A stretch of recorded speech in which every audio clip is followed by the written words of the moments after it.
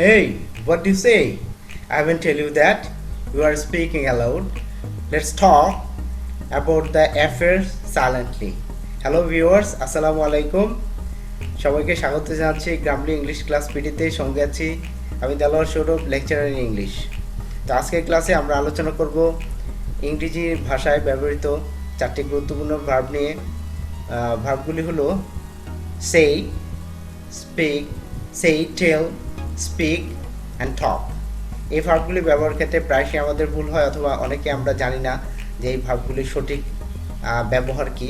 তো আজকে আমরা অত্যন্ত অল্প সময়ের মধ্যে জেনে নেওয়ার চেষ্টা করব এই ভার্বগুলি। তো আর কথা বাড়াবো না, ক্লাসে চলে যাই।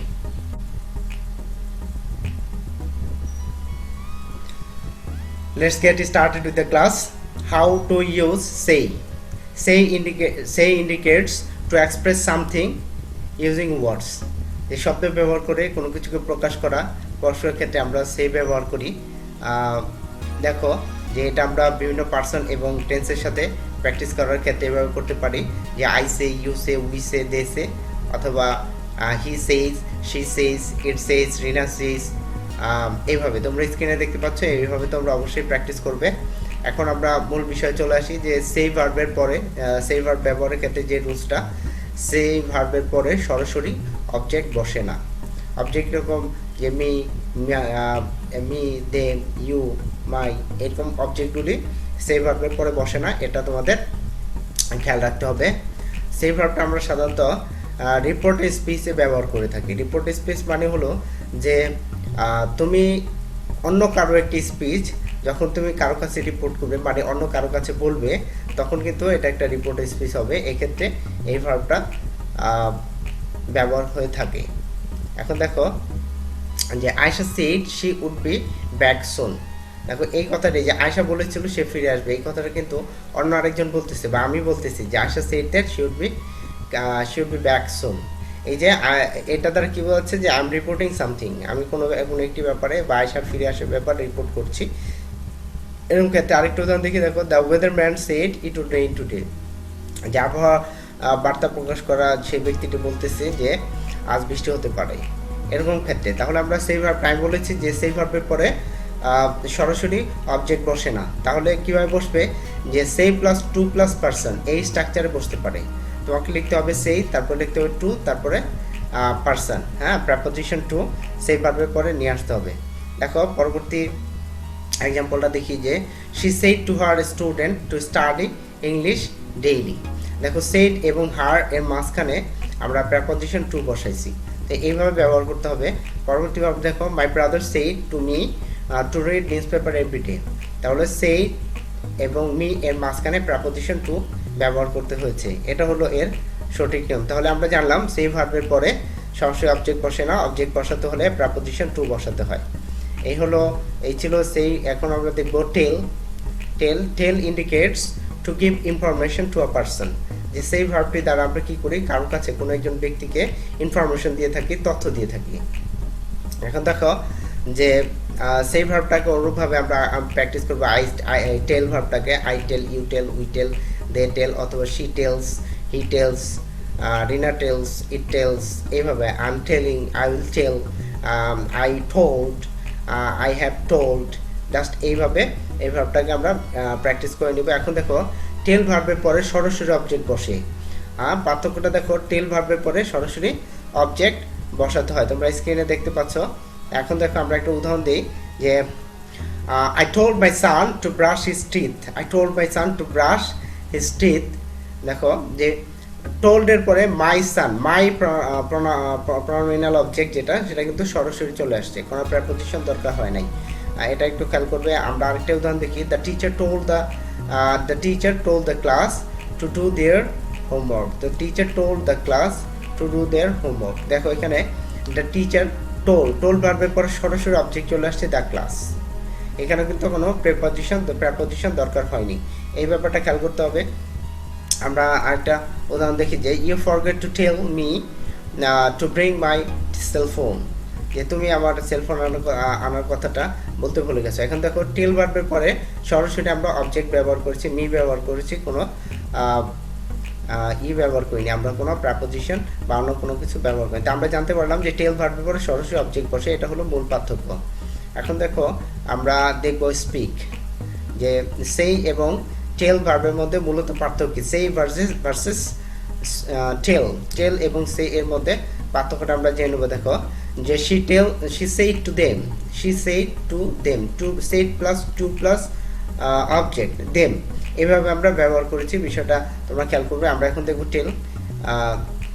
দেখো she told them, টেল ভার্বের পরে টোল্ড এর পরে আমরা কিন্তু সরাসরি অবজেক্ট নিয়ে আসছি, এটাই হলো পার্থক্য। এই মূল পার্থক্যটা আশা করি তোমরা বুঝতে পেরেছো।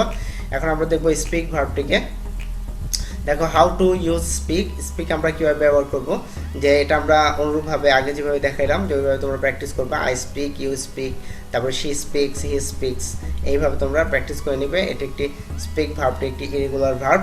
তারপরে দেখো স্পিক ভার্ব ব্যবহৃত হয় অধিকতর ফর্মাল সিচুয়েশনে, অথবা to emphasise that something is important, গুরুত্বপূর্ণ কোনো কিছু বলার ক্ষেত্রে, অথবা তোমরা যখন একটি ফর্মাল সিচুয়েশনের কথা বলো, ফর্মাল সিচুয়েশন বলতে হচ্ছে কোনো অফিসিয়াল সেটিংয়ে, অথবা তোমার সুপিরিয়র কোনো ব্যক্তির সাথে যখন তুমি কথা বলতে যাও, তখন তুমি স্পিক ভার্বটা ব্যবহার করো। মোট কথা, যদি স্পিক ভার্ব দিয়ে কেউ তোমার সাথে কথা বলে, তুমি বুঝবে উনি ফর্মালি কথা বলছেন তোমার সাথে। হ্যাঁ, এখন দেখো আমরা একটু উদাহরণ দেখলে ক্লিয়ার হবো, যে we need to speak about your progress on study. দেখো যে তোমার স্টাডি পড়াশোনার ব্যাপারে আমাদের কথা বলতে হবে। যখন আমরা এই বিষয়টা বললাম, তখন কিন্তু এই যে স্পিক ভার্বটা ব্যবহার করার কারণে কিন্তু এমন বোঝাচ্ছে যে we are going to speak something very important. হ্যাঁ, এই যে ইম্পর্টেন্ট দেয়া, গুরুত্ব দেয়া, এই ক্ষেত্রে কিন্তু স্পিক ভার্বটা ব্যবহার করা হয়। তারপর দেখো দ্য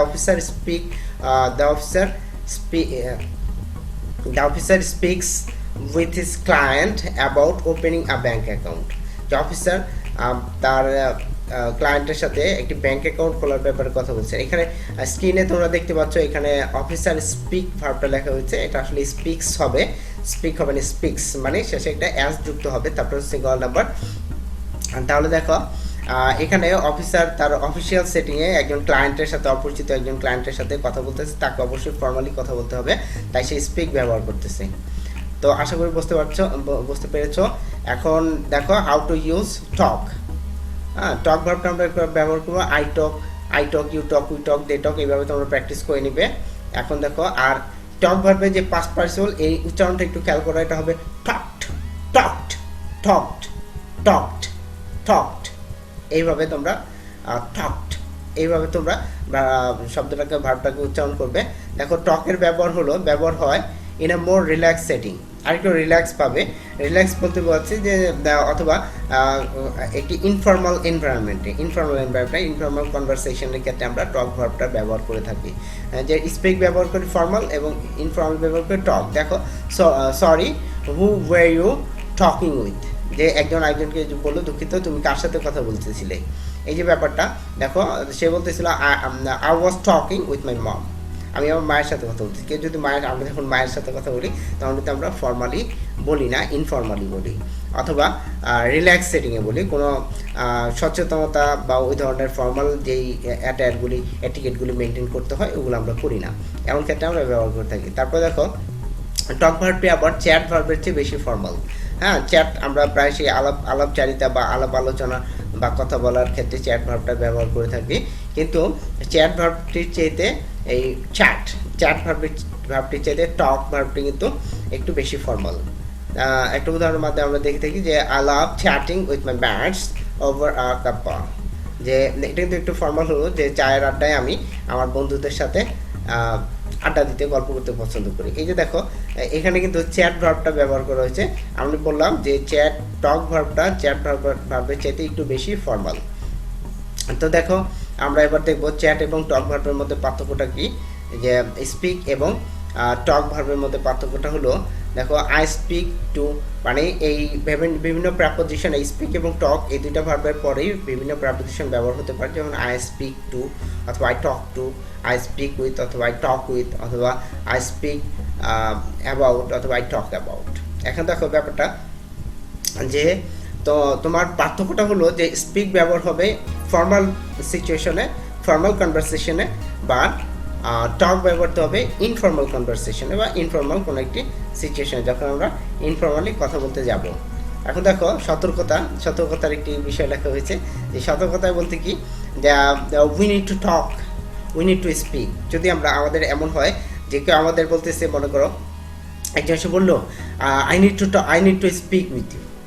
দেখো এই যে এই সিচুয়েশনটা তোমাকে বুঝতে হবে যে তিনি যদি স্পিক ভার্ব ব্যবহার করেন, তোমাকে বুঝতে হবে he is going to tell something very important or something very formal, that is maybe I might done a mistake. এমন হতে পারে যে আমি কোনো একটা ভুল করেছি, সেই জন্য সে আমাকে ওই ভুলটা সলিউশনের জন্য অথবা ওই ভুলটার জন্য আমাকে ক্লিয়ার করার জন্য সে আমার সাথে কথা বলতেছে, এমন একটা অবস্থা।